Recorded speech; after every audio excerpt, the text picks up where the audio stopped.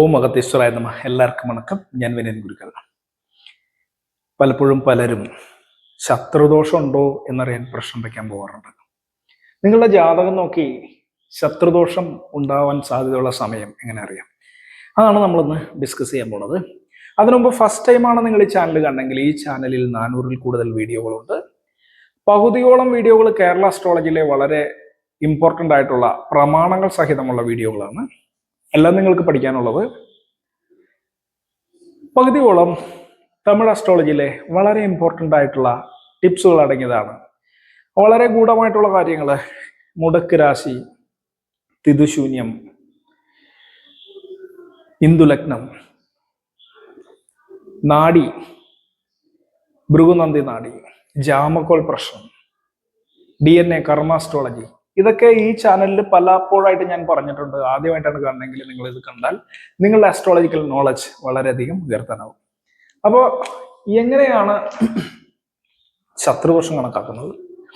പ്രശ്നം വെക്കുമ്പോൾ നിങ്ങൾക്ക് അറിയാം, പലർക്കും അറിയാം. ഞാൻ പ്രശ്നത്തിൻ്റെയൊക്കെ ക്ലാസ് ഫുള്ള് ഇട്ടിട്ടുണ്ടായിരുന്നു മുന്നേ.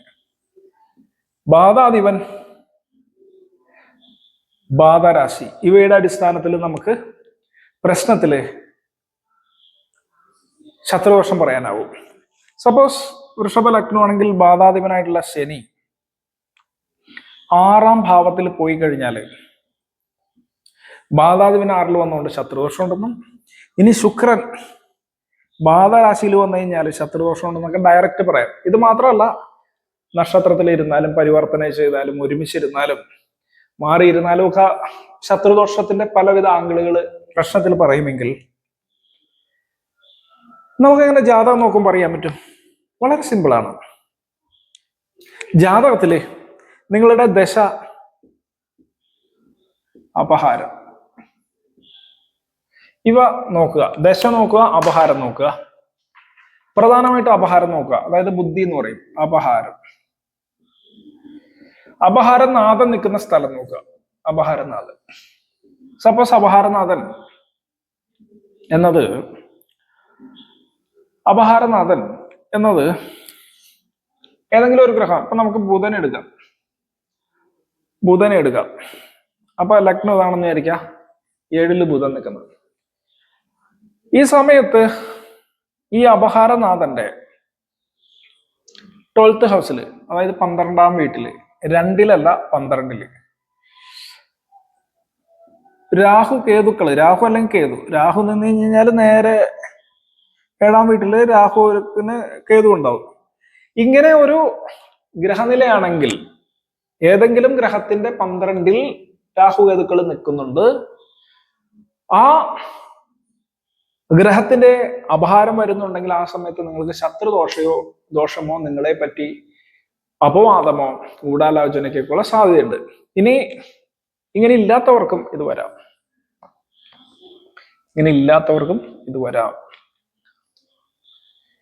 രാഹുകേതുക്കള് ചാരവശാൽ വരുന്ന സമയത്ത് ഒരു 1.5 വർഷത്തോളം രാഹുകേതുക്കള് ഒരു രാശിയിൽ നിൽക്കുമല്ലോ. ഇപ്പൊ രാഹു ഇവിടെയും കേതു ഇവിടെയാണല്ലോ.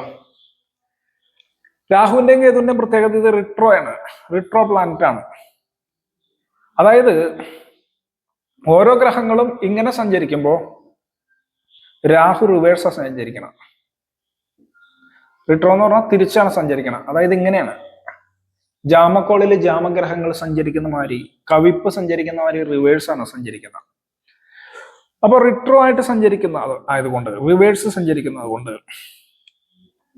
ഇവിടെ രാഹുവിന്റെ 12-ല് അല്ലെങ്കിൽ കേതുവിന്റെ 12-ല്, ഇപ്പോ ഇവിടെ സപ്പോസ് ഒരു ഗുരു ഇരിക്കുന്നു ഈ രാശിയിൽ എന്നുണ്ടെങ്കിൽ രാഹുവിന്റെ 12-ലാണ് ഇവിടെ ഗുരു ഇരിക്കുന്നത്. രാഹുവിന്റെ 12-ൽ, ഗുരുവിന്റെ 2-ൽ രാഹു എന്ന് പറഞ്ഞാൽ രാഹുവിന്റെ 12-ൽ ചാരവശാലട്ടാ. ഇത് നിങ്ങളുടെ ജാതകത്തിൽ വേണം. ഇത് ഞാൻ പുറത്തെഴുതാം. രാഹുകേതുക്കള് അംശവിധമാര് പുറത്ത്. അപ്പോ ഇവിടെ രാഹുവിന്റെ 12-ല് ഗുരു ഇരിക്കുന്ന സമയത്ത് നിങ്ങൾക്ക് ശത്രുദോഷം ഉണ്ടാവാൻ സാധ്യതയുണ്ട്. ഇതിപ്പോ കേതു ഇവിടെയാണ് ഇരിക്കുന്ന. കേതുവിന്റെ 12-ല്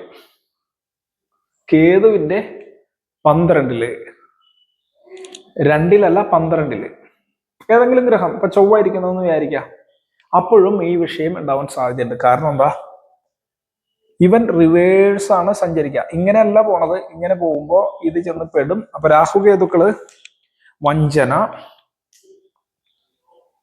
സൂത്രത്തിലൂടെയുള്ള ശത്രുക്കളുടെ നീക്കങ്ങള്, നിങ്ങളെ പറ്റിക്കുക, നിങ്ങൾ പറ്റിക്കപ്പെടുക, നിങ്ങൾക്കെതിരെ ഗൂഢാലോചന നടത്തുക, ഇങ്ങനെയൊക്കെയുള്ള കാരകത്വം രാഹുകേതുക്കൾക്കുണ്ട്.